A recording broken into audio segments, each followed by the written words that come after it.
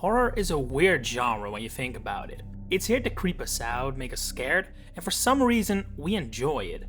As a game series that's heavily inspired by one of the genre's most legendary movies, Metroid also taps into horror quite regularly, and it has landed in a strange position within Nintendo's arsenal. Being a part of the same company and on the same platform as Mario or Animal Crossing means you can do the same thing as, say, Dead Space or Resident Evil can. And yet, Metroid succeeds more often than not at unnerving the audience and making you feel tense while you play, without using the most common tropes in the horror genre. How does it do that? And how could it become even better? Those are the questions I want to answer today, by analyzing the previous implementations of horror in the Metroid series. While being alone and isolated in an alien world is suspenseful in and of itself, I'd say the first time we can ever truly speak of horror in Metroid is in the year 2002, when both the first Metroid Prime game and Fusion released. Fusion especially takes a lot of inspiration from the genre, all throughout the duration of the game, embodied of course in the SAX, an X-parasite taking on the form of Samus herself. You never know when or where this entity will pop up, and while I wouldn't go as far as to call it a jump scare, it doesn't stray too far from it either.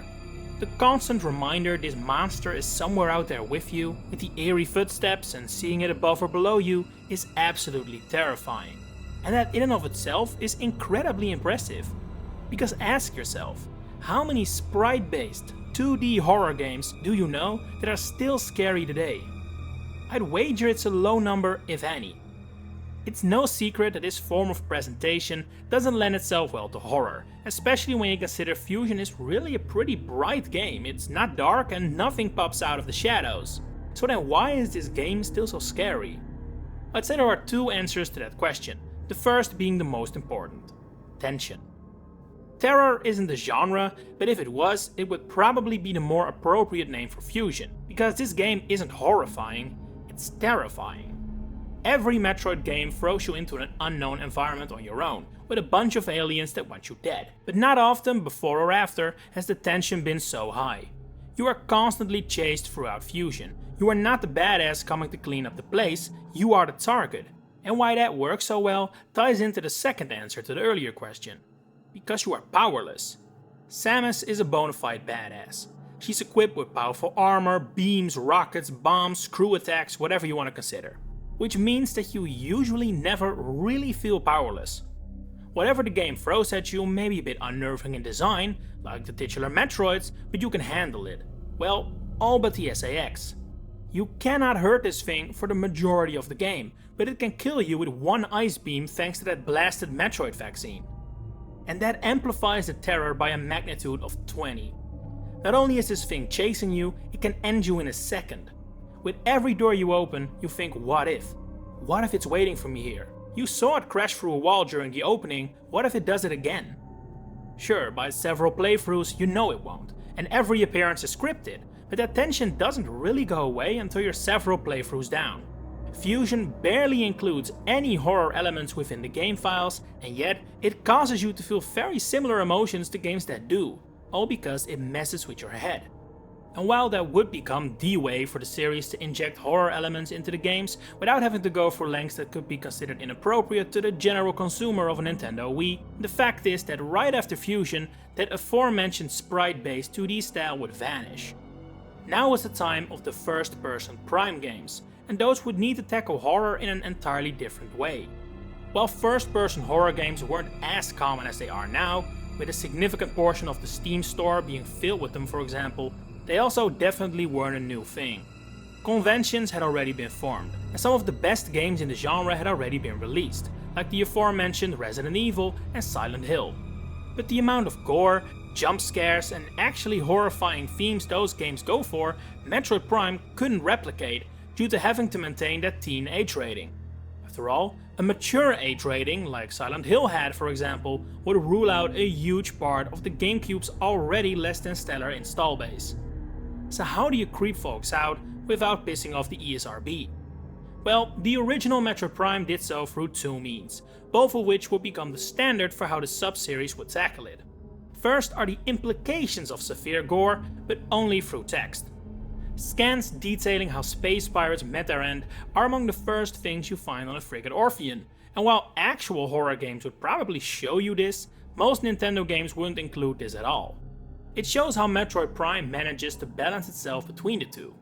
And these scans are not that SpongeBob Tiny Roller Coaster meme either. These are seriously gruesome descriptions of how they met their end. Like I said, this would become a staple of the series, to the point Prime 4 even includes it in its first trailer. Another element this game goes for to put you on edge is darkness. Simply turning off the lights is surprisingly creepy, and you could actually consider it the 3D equivalent of how Fusion also creates terror. I mean, why are so many people afraid of the dark? It's not because they're scared the lack of light will actually hurt them, it's because they lose their control over the situation. Anything can happen now, because you can't see anything. And historically, the dark has always been the most dangerous moment of the day, exactly because we lose our sense of sight and become vulnerable. And that's what Metroid Prime plays into. One of the game's most notorious moments is when you get the thermal visor and the light switch off, all the while Metroids break out of their containment. Even though we are now equipped to handle the darkness, this is still an eerie part of the game. Later, similar things apply to the phazon mines, where sometimes the only light comes from the glowing phazon, which severely damages you upon contact. It's accompanied by the sound of electrical currents, which we also definitely don't associate with a pleasant environment. And then there's also the Chozo ghosts, which are such a bizarre and terrifying enemy the first time you encounter them without the thermal visor in the pure darkness of the Chozo ruins. And that both darkness and implied gore was a great way to load 3D Metroid games up with tension was something Retro Studios realized as well, because they went all in on it for Prime 2, which is probably the most tense game in the trilogy. Dark Aether is not only a hellish version of the regular planet in terms of design and atmosphere, it's also literally trying to kill you. While I will say that I think that makes it sound scarier and more tense than I actually find it, the pressure of losing health makes it more of a puzzle than something truly terrifying, it's still not an environment that you just wander through comfortably and yet you visit it very frequently.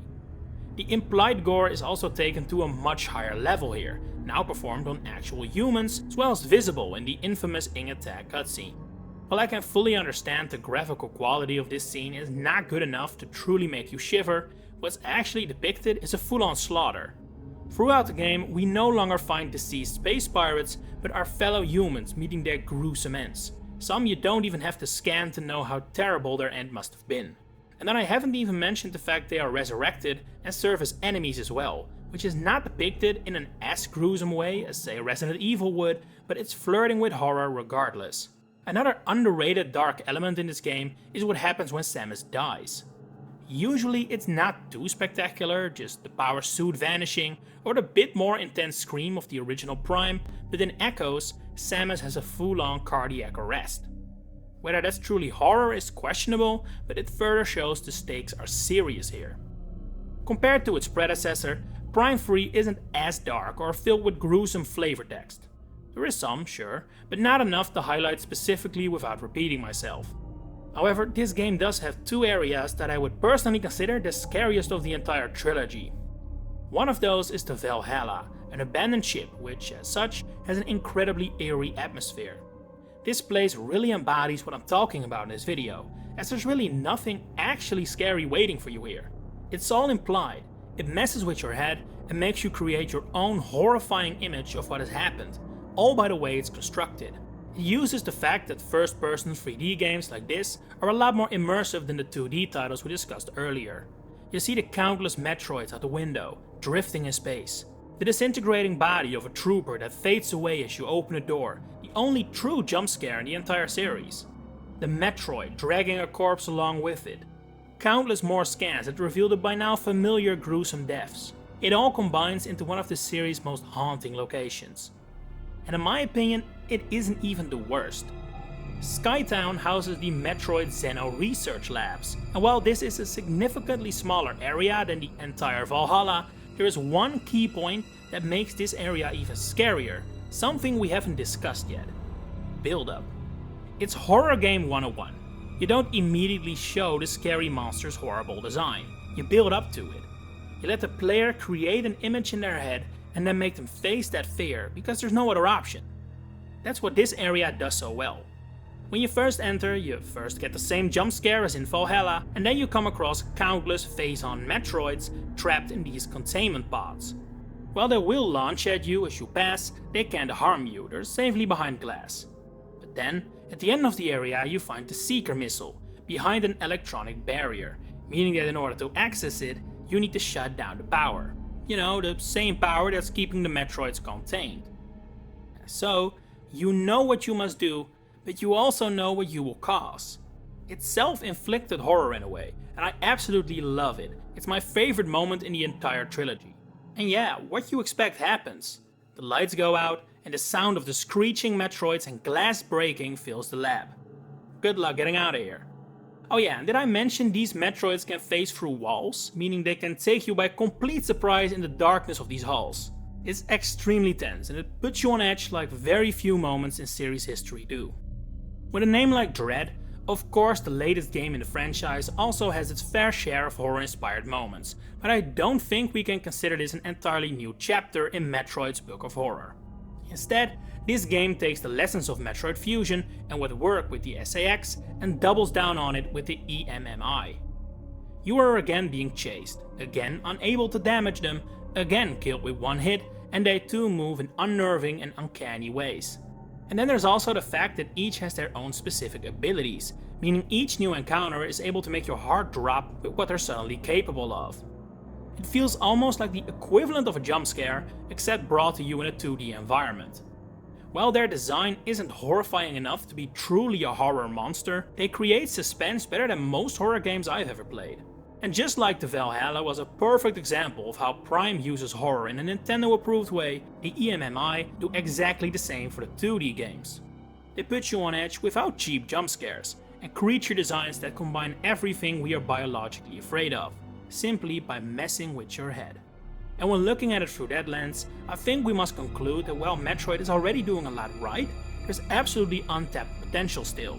Prime 4 will only be the first 3D Metroid game during our era of modern graphics, allowing it to go one step further. That Ing attack cutscene would definitely hit a lot harder with today's graphics than it did on the GameCube, for example. I think another area of the games that could up the level of gruesomeness without messing with the ratings is game overs. We already discussed the cardiac arrest of Prime 2, and Dread also has some serious ones with the EMMIs, for example.